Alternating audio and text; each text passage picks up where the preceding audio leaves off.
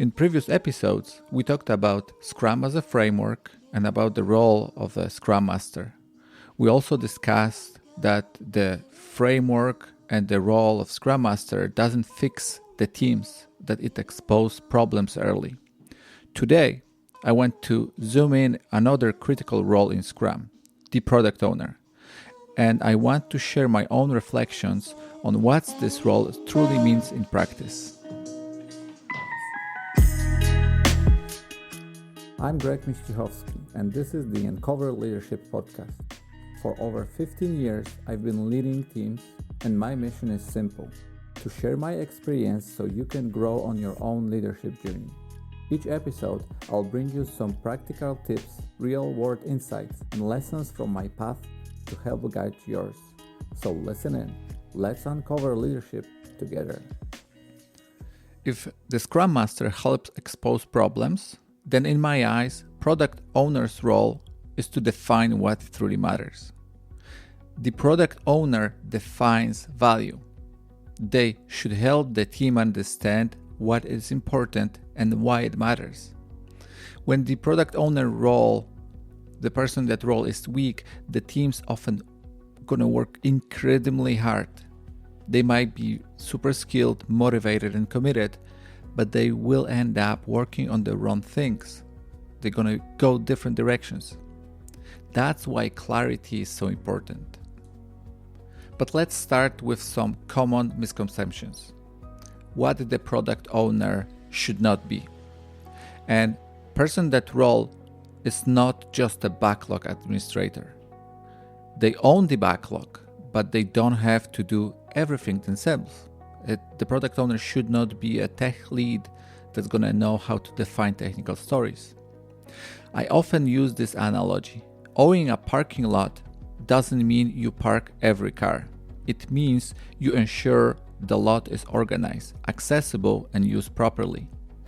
The product owner should always know what's in the backlog, how items connect, when stories represent real value, and whether priorities make sense. They work closely with Scrum Master, but their primary responsibility is to ensure the work being done delivers business value. Now, the product owner is also not just a messenger. They shouldn't simply pass questions back and forth between the business and the team. They must build that strong relationship between the stakeholders and the team and themselves. They need to understand what matters to the business and bring that concept directly to the team. They're not just there to write Jira or Rally or any other tool stories. In fact, I strongly believe that technical stories should be written by the team because the team understands the work best. If every question has to go through the product owner, that role becomes a bottleneck. And most importantly, the product owner is not a project manager and not a yes person who agrees to everything the business asks. They are a connector between the business and the team. I've worked with some excellent product owners who started as a business analyst. They already had strong relationship with the business. What changed was their mindset. They stopped acting as intermediaries and started enabling direct collaboration. That shift alone can completely change how a team operates. So by now you should understand that the product owner's responsibilities go far beyond managing a backlog. The real responsibility is to define and communicate priorities. One of the hardest parts of this role is focus. When everything is labeled as important, nothing truly is. Teams become confused, deliver slowly down, and the value arrives later than it should. A strong product owners makes trade-offs. They negotiate with stakeholders. They say things like, there are 2 items that are important, but to stay focused, we'll finish this one first, then move to the next one. Will it work for you? That kind of clarity gonna build trust with the team and it's going to strengthen collaboration between the team and the business. Sometimes for the product owner, it might be hard to say no. But you need to remember, if you want to step into that role, you're not going to say no forever, but you need to address it not right now. When you're going to know that the capacity for the team in an upcoming sprint is full, you should address it with the business. You need to tell them that realistically, we cannot deliver more.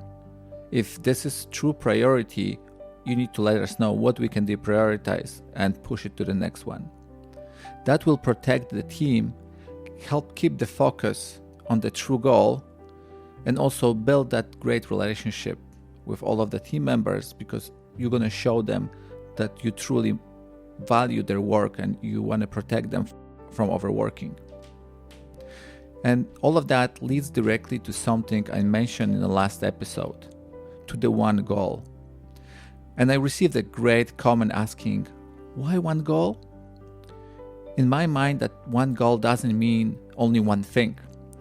It means to focus on that one direction for the team. And it means basically alignment. It means the team works in the same direction as a one unit.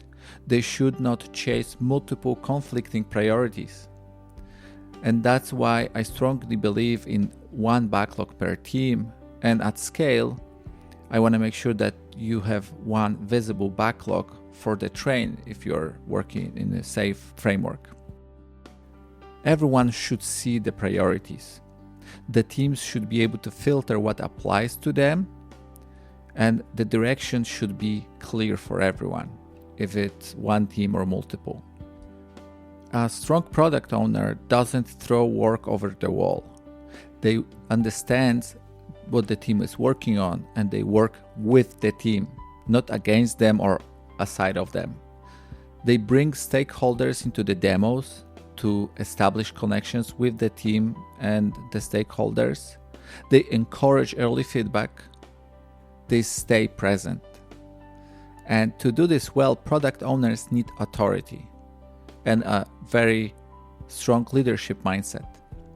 If they don't feel empowered to say no, to challenge priorities, or to negotiate trade-offs, team will struggle. I've had a great opportunity to work with the product owners that came directly from the business. It was in a safe environment where we had a train, and we had business leaders that truly understand the value of close collaboration with IT. And it makes such a massive difference. There is no single perfect background for product owner. What truly matters is the mindset, building trust and willingness to lead through clarity, but not control. So let me leave you with this question.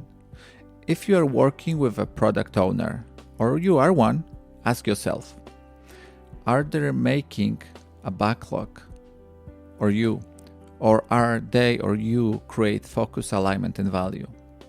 Because when the product ownership is done well, teams don't just deliver more. They deliver the right things together with the product owner. In the next episode, I want to talk more about teams and what it really takes for the teams to own outcomes, not just tasks.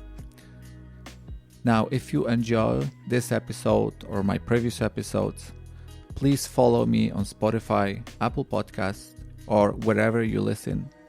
And if you're listening on YouTube, don't forget to subscribe. Thank you for listening, and see you next week.